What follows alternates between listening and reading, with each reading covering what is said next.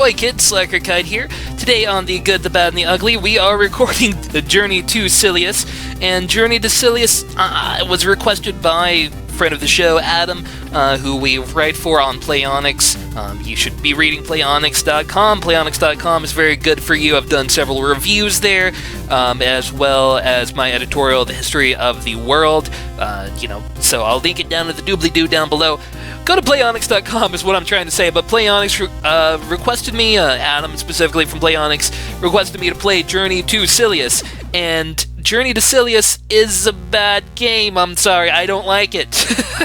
And I'll show you why here. Now, the one good thing, it's a Sunsoft game, and Sunsoft is... they make really good sounding games. And Journey to Silius is definitely one of those games that sounds pretty fantastic. Regardless of your aspirations, inspirations, etc. It's a good sounding game. I don't think the gameplay necessarily matches it, and way to date yourself with a floppy disk, Journey to Silius. You could have future technology like a holograph or something that, it doesn't say this is a game from the 1990s. I think this is a 1990 release. Yeah, actually, I'm fairly certain this is 1990. Other games by Sunsoft include games like Blaster Master, and I believe Fesher's Quest is one of their games. I really recommend Blaster Master. It takes a lot of patience because you have to figure out which way is the best way to go. You'll have to stock up on ammunition supplies, and maybe I'll do a review of Blaster Master at some point. It does require a little bit of patience to play that game, and it is just as difficult as will prove Journey to Silius to be. The one good thing I can definitely say about Journey to Silius is that you get infinite continues. You always start out with 3 lives, and when you die, it starts you back out at a checkpoint. Most of the enemies I've encountered in the first handful of stages, we'll probably only cover the first 2, because those are the only 2 I can get through on single continue here, and I don't want to make this out longer than it needs to be in order to do a basic review to give you an idea of what the game's like. But most of the enemies here are fairly innocuous. You get the hopper here and things like that. I don't understand what this guy is here. I think he's supposed to be a landmine, but doesn't really seem like one. It's good to shoot up all these things. The blue ones drop gun, which gun gives you more gun meter and allows you to shoot more gun. The only gun option we have right now is the shotgun. The handgun does not take up any of your gun meter, so any blue drops will refill your blue gun meter all the way back to full. The shotgun doesn't take up an awful lot of the gun meter, so you could technically run around with it, but it's not the most effective weapon in the game, really. I tend to ignore it for other weapons that do come up later. And I don't know, first off, the backgrounds are fairly nice, but I don't really feel a whole lot for the palette that's going on here. I don't know. There's a lot of things here that don't do a whole lot for me. Nintendo was capable of a whole lot more than I think this game actually put out there. But we will at least make it to the end of the stage, and you encounter your first enemy of a harder variety here. And we'll see. No, I didn't think so. Each of his shots are fairly damaging. I want to say a fifth of your health bar goes down from each one of those shots, and we were almost dead already. The best strategy I've found for this guy is just the moment you see him to duck down. We'll see if these are your boss rooms. And actually, I really like the music to the boss rooms. You do have to be fairly patient because the bosses load. There's no better way to state that than the bosses load in like that. And this guy drops off 3 little alien dudes. Best to take them out, I find, with the machine gun after you finish each round. You always get filled back up to full. No reason to continue being on machine gun. Once the helicopter goes away, he comes back to attack you in possibly the saddest and most boring way I can think of a helicopter attacking you directly. once he loads in here. Okay, so he shoots those little tiny shots at you from each of his 3 guns with just enough room for you to jump in and shoot at him. Between those shots, you can only hit the glowy part when it is in fact glowy, so you can only get 1 shot off at a time, and it's kind of harder to find whether or not you're shooting directly at that. But there you go, that's the first boss. You know, the first part can be considered along the lines of Shadow Man from Mega Man. I forget if it's 2 or 3, I apologize. But yeah, it's a battle of see who will lose the most health first, and as long as you are shooting fairly straight, they will usually lose their lives first. These robots, I don't particularly get the point of them.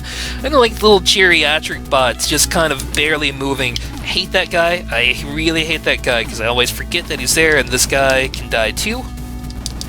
The little laser turret guys aren't the most difficult, and I'm going to let geriatric bot wander back that way a little bit before I deal with them.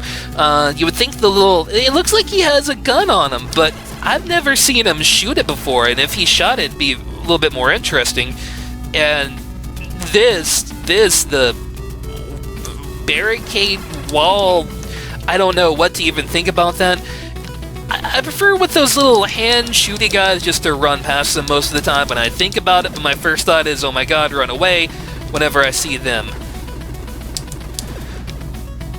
The vertical sections, especially, just not fun of, because you can't see where you're going before you go there in order to plan it like you can the horizontal sections. So just not as well laid out or thought out on those sections. And hard to get away with not taking damage at that point, I find. Or there, for that matter, because it's hard to define what you're going to fall into. And there's also a good place that shows that the game just really doesn't care much about the player. And, you know, at least in games like Ninja Gaiden, the enemy layout is something repeatable. It feels like, okay, I can get used to, I need to have this weapon at X point in the game in order to get past this particular section. Not as much with Journey to Silius. I don't feel like that is really what comes out here. Instead, it is just mostly hoping that you'll make it through and perhaps utilizing the continues the game has given you in order to make it through in one go. I would say if you are a master gamer, you probably can make it through in one continue.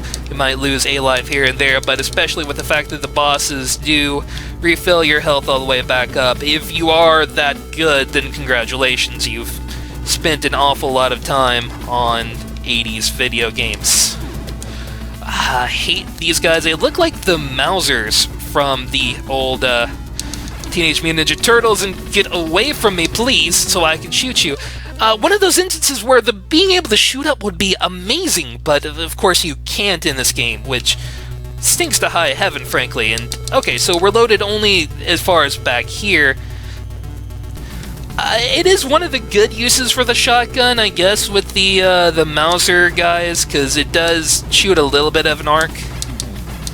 So perhaps we'll use the shotgun in this section for a half second and then load up the machine gun to finish them off. Yeah, we're not going to have a lot of health to go into the last boss fight. So that will probably end up being it, even if we do make it to the last boss fight. That's questionable. I don't know if we'll even make it that far. I can hope and dream, but we'll see. Because there is one more enemy that is fairly annoying that I don't know if we'll be able to make it past well enough. Alright, sorry about that. I was thinking for a moment about how I wanted to handle those lasers, and I handled them in the wrongest way I possibly could.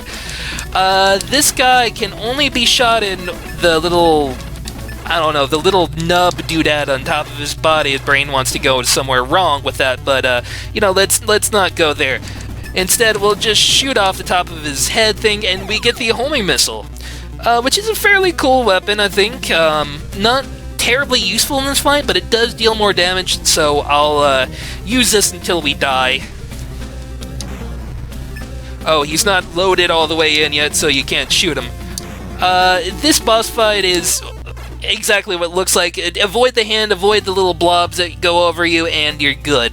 But that was Journey to Silius, and I'm sorry that is a bad game. I can't recommend it to anybody unless you're a die-hard fan of the NES or you really, really like a good challenge.